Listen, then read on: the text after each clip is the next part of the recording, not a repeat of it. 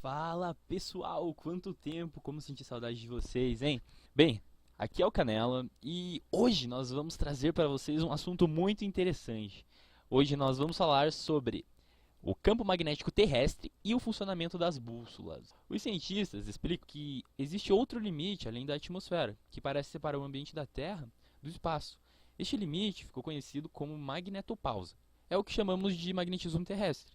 É o limite entre aquela região do espaço dominada pelo campo magnético da Terra, chamado de magnetosfera, e o espaço interplanetário, onde os campos magnéticos são dominados principalmente pelo Sol. A Terra tem um campo magnético forte.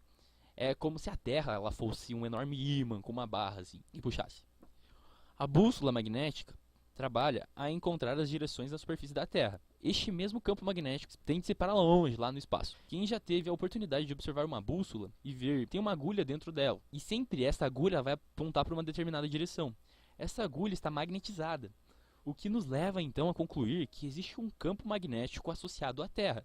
A observação de uma bússola se movimentando causou tamanho susto em Einstein quando ele tinha apenas 3 anos de idade. Sim, 3 anos de idade. Foi a maior responsável por ele se dedicar aos estudos de fenômenos físicos. Foi William Gilbert, que em torno de 1600 escreveu um livro, a pedido da rainha Elizabeth I da Inglaterra. O livro se chamava The Magnet, que tratava sobre fenômenos magnéticos conhecidos até então. Foi neste livro que William Gilbert mostrou sua teoria de que a Terra era um ímã gigante.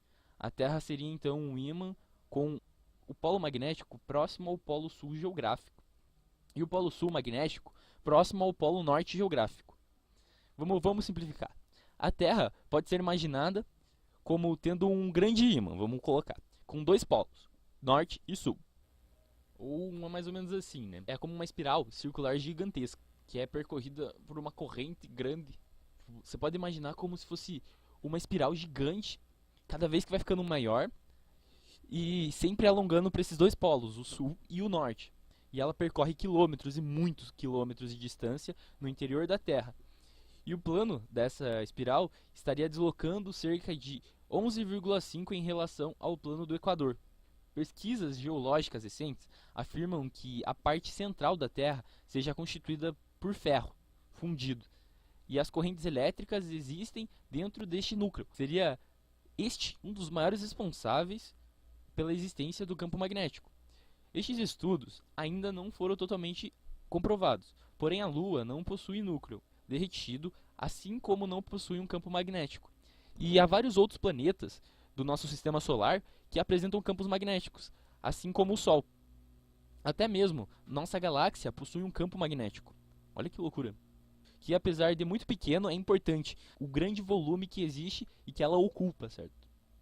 Um dos maiores interesses em viagens espaciais está concentrado no estudo do campo magnético existente no espaço, fontes do campo magnético em outros planetas. Estudar isso daí é muito importante, né? Imagine, olha que loucura. Os estudos muito aprofundados vêm sendo feitos há séculos devido à importância de se saber qual é o método e a direção e o sentido do campo magnético terrestre, já que foi extremamente útil para os navegadores do passado.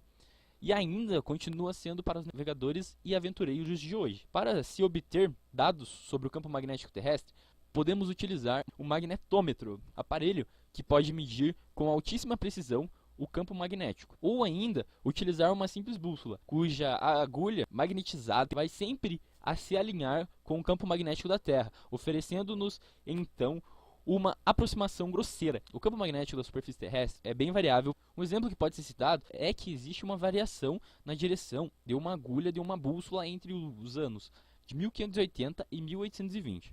A variação no campo magnético da Terra também pode ser devida à corrente na ionosfera ou uma tempestade magnética devidas às radiações solares.